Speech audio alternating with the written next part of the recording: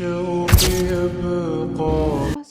و تعالیٰ نے ان جگہوں پر بھی اپنے احکامات کے ساتھ کمزور، طاقتور، یعنی کہ بنانے والا خود آگاہی دے رہا ہے کہ جو کچھ تمہیں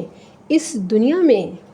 دیا جا رہا ہے، یہاں نازل کیا جا رہا ہے، وہ باقی جگہوں پر بھی پوری طرح انتظامات ہیں۔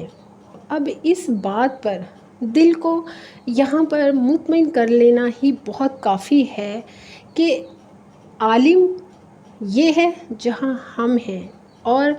عالمین وہ ہیں جو باقی اللہ کی بنائی ہوئی جگہیں ہیں۔ تو رحمت للعالمین، یہی کافی ہے کہ اللہ کے محبوب کا رحمت للعالمین ہونا۔ بس ایک مسلمان ہونے کے ناطے ہمارا بہت سارے سوالوں میں آگے نکلنا اور ان کا اچھا برا ہر طرح کا سوچنا، اس سے بہت بہتر ہے کہ یہ سوچ لینا کہ یقیناً اللہ سبحانہ و تعالیٰ جو نبی پاک کو رحمت للعالمین بنا کر بھیجنے والا رب ہے، اس نے بتا دیا ہے کہ عالم نہیں عالمین۔ تو دل کو مطمئن کرنے کے لیے یہی بہت ہے کہ اللہ اس تمام کائنات کا رب ہے،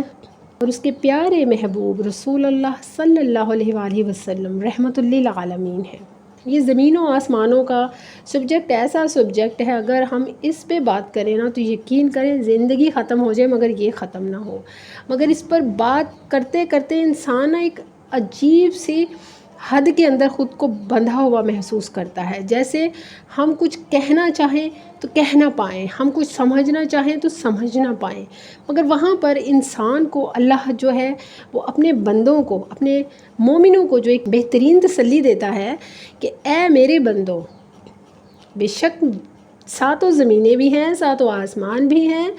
یونیورسلز بھی ہیں، پلانٹس بھی ہیں، اور بڑی کائنات ہے، مگر تیرے دل کو مطمئن کرنے کے لیے یہی کافی ہے کہ میرا پیارا محبوب رحمت للعالمین ہے صلی اللہ علیہ وآلہ وسلم۔ ہاں، اللہ سبحانہ و تعالیٰ نشانیاں ضرور بتاتا ہے، اور نشانیاں بتانا تبھی انسان کے لیے مقصود ہوتا ہے جب انسان کو کوئی منزل دکھا دی جائے مگر اس کا راستہ بالکل سیدھا نہ بتایا جائے، مگر نشانیاں بتا دی جائیں کہ ان جگہوں سے ہوتے ہوئے، ان جگہوں کو تلاش کرتے ہوئے تم اس نشانی کو پالو گے۔ انسانی ذہن جو ہے نا، اب وہ بہت مشکل سے قبول کرتا ہے، لہٰذا ہمارے لیے یہی کافی ہے کہ وہ رب جو کائنات کا مالک ہے وہ رب العالمین ہے، اور اس کے پیارے محبوب رحمت للعالمین ہیں۔ تو یہاں تک آپ اپنے دل کو بہترین مطمئن کریں، کیونکہ اگر آپ باقی چیزوں کو تلاش کرنے میں لگیں گے تو ہو سکتا ہے آپ ایسی چیزوں کے انکار میں پڑ جائیں جو معاذ اللہ قرآن کی آیات میں ہوں، اور قرآن سے انکار بہرحال آپ کو بھی پتہ ہے کہ کفر ہے، اس لیے انکار تو ہے۔ میں نے بہت سارے لوگوں کو زندگی کے بہت سارے معاملات میں قرآن سے انکار کرتے دیکھا ہے۔ قرآن آپ کو جو طریقے بتاتا ہے، طلاق ہو گئی، میں نے لوگوں کو دیکھا ہے وہ اس کو رد کرتے ہیں معاذ اللہ، وہ کہیں نہ کہیں سے کوئی راستہ تلاش کرتے ہیں کہ طلاقوں کے بعد بھی رہا جائے، اور طلاق کے بعد بھی رہتے ہیں۔ اسی طرح اور بہت سارے انسانی زندگی کے معاملات ہیں جن میں انسان جو ہے وہ قرآن پاک کی آیتوں کا انکاری ہے پورا، صرف اپنی تسلی، اپنے نفس اور اپنی سوچ، اپنی عزت اور اپنی کامیابی کے لیے، جو کہ سراسر کفر ہے۔ مگر کیا ہے کہ انسان جو ہے نا وہ مانتا نہیں، اس لیے ماننے کے لیے یہی کافی ہے کہ رب العالمین جو تمام جہانوں کا رب ہے، رحمت للعالمین جنہیں اللہ نے تمام جہانوں کے لیے رحمت بنا کر بھیجا۔ یہاں پر کیونکہ رسول اللہ جب معراج پر گئے تو وہ ہمارے لیے بہت سارے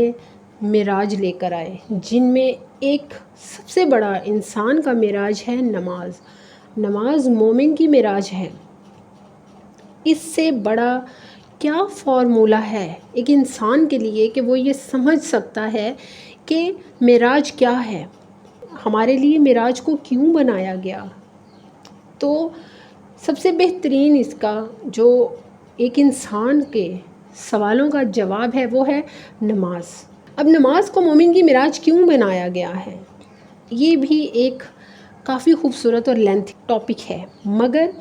نماز میں بھی معراج آتی ہیں، اس میں